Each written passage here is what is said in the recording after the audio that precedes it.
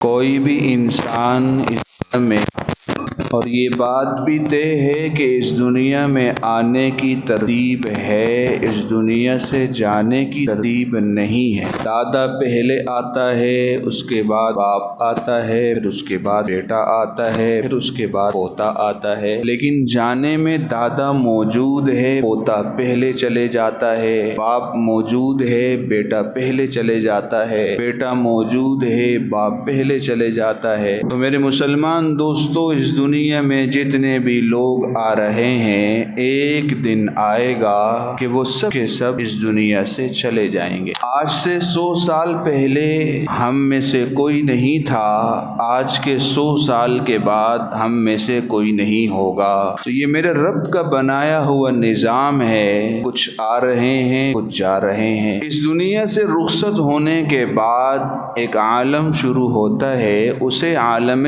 برزخ کہا جاتا ہے، اور وہ عالم برزخ کتنا طویل ہوگا نہ مجھے معلوم نہ آپ کو معلوم۔ جو شخص آدم علیہ السلام کے زمانے میں فوت ہوا، اس کا برزخ کا زمانہ اس وقت سے شروع ہو چکا ہے، اور جب تک قیامت کے دن دوبارہ سے اٹھایا نہیں جائے گا، یہ دورانیہ برزخ کا زمانہ کہلاتا ہے۔ اور جو آج فوت ہوگا وہ بھی قیامت تک کا جو دورانیہ ہے اسے برزخ کا زمانہ کہتے ہیں، اور جو قیامت کے قائم ہونے سے ایک دن پہلے فوت ہوگا، اس کا بھی جو مرنے کے بعد کا وقت ہے اسے برزخ کا زمانہ کہتے ہیں۔ یہ دنیا کی نظر میں دیکھنے میں بڑا طویل زمانہ ہے، لیکن جب قیامت کے دن اٹھایا جائے گا تو اس وقت وہ کہے گا کہ میں تو ابھی ابھی ہی سویا تھا۔ آدم علیہ السلام کے زمانے کا فوت ہوا شخص، وہ بھی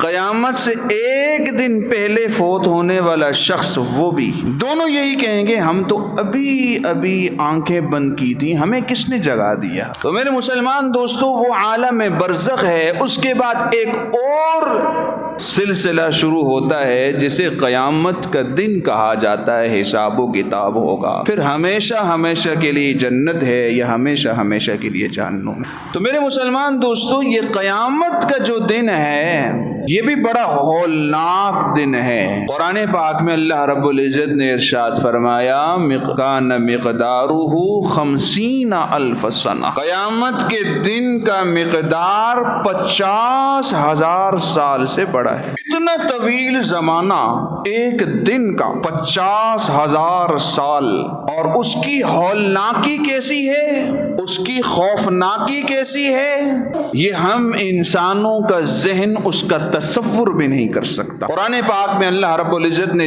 جا بجا قیامت کے منظر کو بیان کیا ہے۔ القارعۃ ما القارعہ، کھڑکانے والی چیز آنے والی ہے، ہر چیز کھڑک جائے گی۔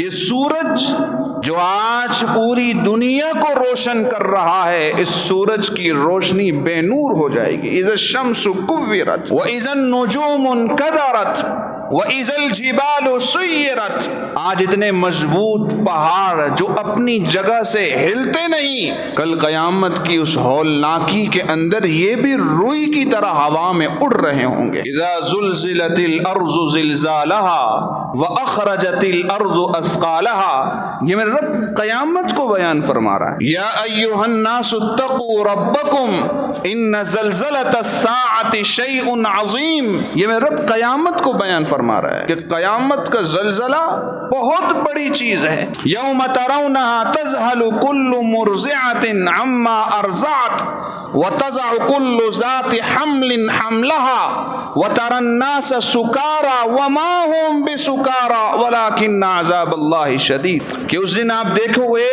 کہ دودھ پلانے والی عورتیں اپنے بچوں کو بھول جائیں گی۔ دودھ پلانے والی ماں ہر چیز سے غافل ہوتی ہے، اپنے بچے سے غافل نہیں ہوتی۔ وتضع كل ذات حمل حملها، اس ہولناکی کا اندازہ اس سے لگائیے کہ حاملہ عورتیں اپنے بچوں کو جن لیں گی۔ وَتَرَى النَّاسَ سُكَارَى، اور لوگوں پر اس ہولناکی کا اثر ایسا ہوگا کہ آپ یوں سمجھیں کہ وہ نشے میں، وَمَا هُمْ بِسُكَارَى، لیکن وہ نشے میں نہیں ہوں گے۔ تو میرے مسلمان دوستو، قیامت کا دن ایک تو ہے اتنا طویل، دوسرا ہولناک اتنا، پھر تیسرا اس دن کی تپش اور گرمی، لیکن میرے بھائیو دوستو، قربان جائیے اپنے نبی صلی اللہ علیہ وسلم پر کہ حضور علیہ الصلاۃ والسلام نے اپنی امت کو اس دن بھی سکون میسر کرنے والے اعمال بیان کر دیے کہ وہ دن جس دن والدین اپنے بچوں کو بھول جائیں گے، بچے اپنے والدین کو بھول جائیں گے، دوست اپنے دوست کو بھول جائے گا، بیوی اپنے شوہر کو، شوہر اپنی بیوی کو، سب ایک دوسرے کو بھول جائیں گے۔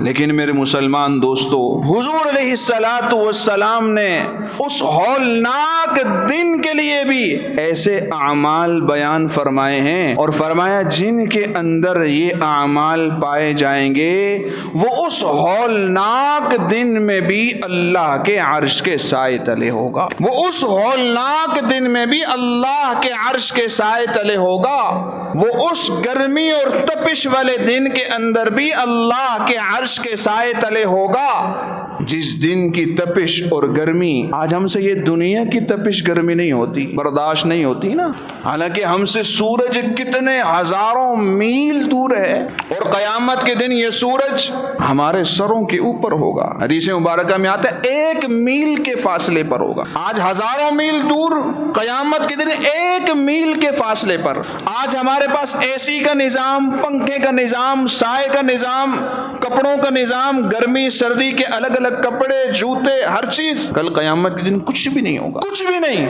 لیکن اللہ کا عرش موجود ہوگا، اور اس اللہ کے عرش کے سائے تلے چند لوگ ہوں گے۔ وہ لوگ کون ہوں گے؟ وہ مجھ میں سے اور آپ میں سے ہوں گے، وہ ہم ہی میں سے ہوں گے، لیکن ان کے اندر 7 قسم کی صفات پائی جائیں گی، 7 قسم کی صفات پائی جائیں گی۔ سبعۃ یظلھم اللہ فی ظلہ یوم لا ظل الا ظلہ۔ حضور علیہ الصلوۃ والسلام نے ارشاد فرمایا کل قیامت کے دن 7 قسم کے لوگ اللہ کے عرش کے سائے تلے ہوں گے، اور اس دن اس اللہ کے عرش کے سائے کے علاوہ کوئی اور سایہ موجود نہیں ہوگا۔ حضور علیہ الصلوۃ والسلام نے ارشاد فرمایا سب سے پہلا آدمی امام عادل، عدل کرنے والا حکمران، عدل کرنے والا حکمران، جس کے اندر عدل انصاف کا جذبہ پایا جائے گا، جس نے اپنی حکمرانی کے اندر عدل اور انصاف کیا ہوگا۔ کل قیامت کے دن جس دن اس اللہ کے عرش کے سائے کے علاوہ کوئی سایہ نہیں ہوگا، یہ عادل حکمران اس عرش کے سائے تلے کھڑا ہوگا۔ اس سے مراد صرف وزیر اعظم نہیں ہے، اس سے مراد ہر وہ شخص ہے جو اختیارات رکھتا ہے اور اپنے اختیار تلے وہ کسی کے ساتھ ظلم نہیں کرتا، وہ بھی عادل حکمران ہے۔ علاقے کا SHO، اس کو اللہ نے اختیار دیا ہے، نظام ہمارے قانون نے اسے اختیار دیا ہے، اگر اپنے اس اختیار کو وہ غلط استعمال کرتا ہے تو وہ ظالم ہے، اگر اپنے اس اختیار کو وہ عدل کے پیمانے پر رکھتے ہوئے استعمال کرتا ہے، میرے مسلمان دوستو، یہ عادل ہے، یہ عادل ہے۔ جج، ہمارا قانون اسے اختیار دیتا ہے، اگر ہمارے ملک کا جج عدل کے پیمانے کو سامنے رکھتے ہوئے فیصلے کرتا ہے، میرے مسلمان دوستو، یہ عادل ہے۔ اگر عدل کے پیمانے کو سامنے رکھتے ہوئے فیصلے نہیں کرتا، یہ ظالم ہے۔ اگر ہمارا بھائی ظلم کر رہا ہے، ظالم ہمارا بھائی ہے، مظلوم انجان ہے، ہم نہیں پہچانتے، میرے مسلمان دوستو، اپنے ظالم بھائی کا ساتھ نہ تو اس انجان مظلوم کا ساتھ۔ آج ہوتا کیا ہے، اگر کوئی ظلم کر رہا ہے تو ہم اس ظالم کا ساتھ صرف اس لیے دیتے ہیں کہ میری برادری کا ہے، یہ میرے قوم اور قبیلے کا ہے، یہ میرے علاقے سے تعلق رکھتا ہے، اگرچہ ظلم کر رہا ہے تو کیا ہوا، میں اس کا ساتھ دوں گا۔ میرے مسلمان دوستو، یہی تو وجہ ہے کہ آج ہم در در کی ٹھوکریں کھا رہے ہیں، ہمیں عدل اور انصاف میسر نہیں ہے، اس لیے کہ ہم خود عدل نہیں کرتے، ہمارے اندر عدل کا جذبہ ہے ہی نہیں۔ اور صرف جج، SHO، حکمران، یہ صرف حکمرانی نہیں ہے۔ کلکم راع وکلکم مسئول عن رعیتہ۔ حضور علیہ الصلوۃ والسلام نے ارشاد فرمایا تم میں سے ہر شخص نگہبان ہے، تم میں سے ہر شخص نگہبان ہے، حکمران ہے، ہر شخص سے اس کی نگہبانی کے بارے میں سوال ہوگا۔ ہم گھر کے سربراہ ہیں، ہمارا اختیار ہمارے گھرانے پر ہے، ہم نے گھر کے تمام افراد کے درمیان عدل کا پیمانہ رکھنا ہے۔ اگر ہم گھر کے افراد میں عدل کا پیمانہ نہ رکھ سکے، کل قیامت کے دن ظالموں میں ہمارا شمار ہوگا۔ آج یہ ہمارے گھروں کے اندر فساد کیوں ہے؟ میاں بیوی کا آپس میں فساد ہے، بیوی ساس کا آپس میں فساد ہے، سسر بہو کا آپس میں فساد ہے، نند بہو کا آپس میں فساد ہے۔ میرے مسلمان دوستو، اگر آپ عدل کی نگاہ سے، اگر آپ انصاف کی نگاہ سے، اگر آپ تعصب کا چشمہ اتار کر اس معاملے کی تہ میں جانا چاہیں تو آپ کو نظر آئے گا کہ ہمارے گھرانے میں عدل نہیں ہے، انصاف نہیں ہے۔ اس عدل اور انصاف کے نہ ہونے کی وجہ سے جو گھرانے سکون کا باعث ہونے چاہیے تھے وہ پریشانیوں کا گڑھ بن چکے ہیں، وہ ٹینشن کی جگہ بن چکے ہیں۔ تو میرے مسلمان دوستو، حضور علیہ الصلوۃ والسلام نے ارشاد فرمایا، کل قیامت کے دن جب اللہ کے عرش کے سائے کے علاوہ کوئی اور سایہ نہیں ہوگا، اس اللہ کے عرش کے سائے تلے 7 قسم کے لوگ ہوں گے۔ ان 7 قسم کے لوگوں میں سب سے پہلا فرد الامام العادل، انصاف کرنے والا حکمران، انصاف کرنے والا حکمران۔ یہ عدلیہ کا جو شعبہ ہے نا، عدلیہ کا شعبہ، ان کا ہر قدم بڑا ہی خطرناک ہے۔ اگر ان کا قدم عدل کے پیمانے کی طرف جا رہا ہے پھر تو اللہ کے عرش کے سائے تلے، اور اگر ان کا قدم ظلم کی طرف جا رہا ہے تو میرے مسلمان دوستو درمیان میں کوئی جگہ نہیں ہے، یہ تو اللہ کا عرش کا سایہ ہے یا جہنم کی تہ ہے، درمیانی منزل اس میں کچھ بھی نہیں ہے، یا تو ڈائریکٹ اوپر والی منزل ہے اگر عدل کا پیمانہ پایا جاتا ہے، اگر عدل کا پیمانہ نہیں ہے تو درمیان میں کچھ نہیں ہے، پھر زمن جہنم کی تہ ہے۔ اس لیے کہ حدیث قدسی ہے، اللہ تعالیٰ نے خود ارشاد فرمایا، وَعِزَّتِي وَجَلَالِي لَأَنْتَقِمَنَّ مِنَ الظَّالِمِ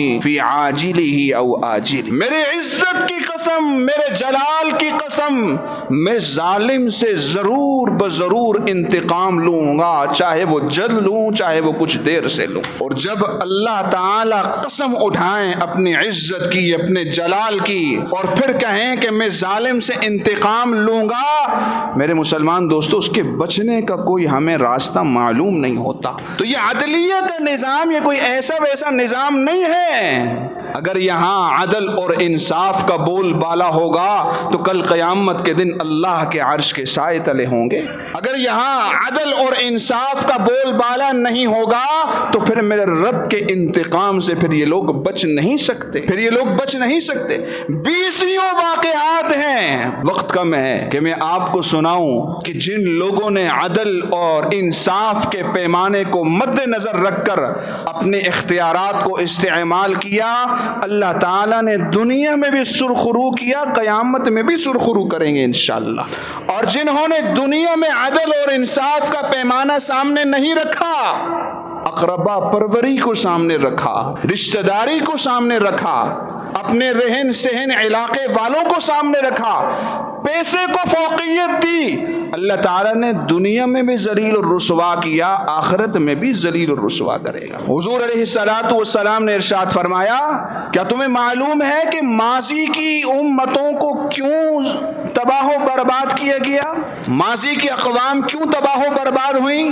صحابہ کرام نے ارشاد فرمایا، اللہ کے رسول ضرور بتائیے کیوں ہوئی؟ اللہ کے رسول صلی اللہ علیہ وسلم نے ارشاد فرمایا، اس لیے کہ اگر ان میں کوئی مالدار آدمی، جاہ و جلال والا آدمی، اختیارات والا آدمی، وہ اگر ظلم کرتا، چوری کرتا تو اسے قوم معاف کر دیتی، اسے قوم معاف کر دیتی، اور اگر انہی میں سے کوئی غریب بے اختیار بغیر جاہ و جلال والا وہ ظلم کرتا، وہ چوری کرتا تو ساری قوم اس کے خلاف کھڑی ہو جاتی کہ بھئی اس نے ظلم کیا ہے، اس نے چوری کیا ہے۔ اگلا جملہ حضور علیہ الصلوۃ والسلام نے جو فرمایا وہ اپنے پاس لکھ کر لے جاؤ۔ عدل اور انصاف حضور علیہ الصلوۃ والسلام کے اس جملے پر ختم ہے۔ حضور علیہ الصلوۃ والسلام نے ارشاد فرمایا، سنو اگر فاطمہ بنت محمد بھی چوری کرے گی نا تو اس کی سزا بھی وہی ہے جو ایک عام چور کی ہے۔ یہ نبی علیہ الصلاۃ والسلام ہیں، یہ اللہ کے وہ رسول ہیں، یہ رحمت للعالمین ہیں۔ میرے مسلمان دوستو، حضور علیہ الصلاۃ والسلام نے ارشاد فرمایا کہ 7 قسم کے لوگ کل قیامت کے دن اللہ کے عرش کے سائے تلے ہوں گے۔ ان میں سب سے پہلے وہ شخص ہوگا الامام العادل، جو عدل کرنے والا حکمران ہوگا، عدل کرنے والا حکمران۔ دوسرے نمبر پر حضور علیہ الصلاۃ والسلام نے ارشاد فرمایا شاب نشأ فی عبادت اللہ، وہ نوجوان جس نے اپنی جوانی اللہ کی عبادت میں گزاری ہو، وہ نوجوان جس نے اپنی جوانی اللہ کی عبادت میں گزاری ہو۔ فرمایا ایسا نوجوان بھی کل قیامت کے دن اللہ کے عرش کے سائے تلے ہوگا۔ کیوں؟ اس لیے کہ جوانی مستانی، جملہ تو سنا ہوگا نا، جوانی مستانی۔ جب ایک بچہ جوانی کی عمر میں، جوانی کے زمانے میں قدم رکھتا ہے، اسے دنیا کی رنگینی اپنی طرف کھینچتی ہیں۔ زور بازو بھی ہوتا ہے، حسن و جمال بھی ہوتا ہے، پیسہ بھی ہوتا ہے، کوئی اس کے راہ میں رکاوٹ بھی نہیں ڈال سکتا، وہ دنیا میں جو چاہے کر سکتا ہے، اس لیے کہ جوانی کے اندر ہے، جذبات ہیں اس کے، آرزو ہیں اس کی۔ لیکن وہ اس جوانی کے اندر اپنے جذباتوں کو اپنے پاؤں تلے رکھتا ہے، اپنی خواہشات کو پاؤں تلے رکھتا ہے، اپنی جوانی کی اس عمر کو اللہ اور اس کے رسول کو راضی کرنے میں گزار دیتا ہے۔ میرے رب کو یہ جوان اتنا پسند آتا ہے کہ کل قیامت کو اپنے عرش کے سائے تلے سے جگہ دیتا ہے، اپنے عرش کے سائے تلے سے جگہ دے دیتا ہے۔ تو میرے مسلمان دوستو، حضور علیہ الصلاۃ والسلام نے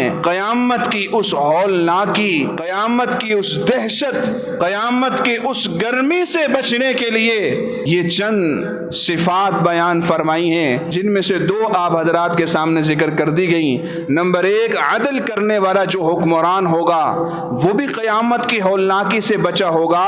نمبر 2، جس نے جوانی کے اندر اللہ کی عبادت کو مد نظر رکھا ہوگا وہ بھی قیامت کی ہولناکی سے بچا ہوگا۔ باقی 5 انشاءاللہ آئندہ جمعے بیان ہوں گی۔ اللہ تعالیٰ سمجھنے کی، عمل پیرا ہونے کی توفیق نصیب فرمائے۔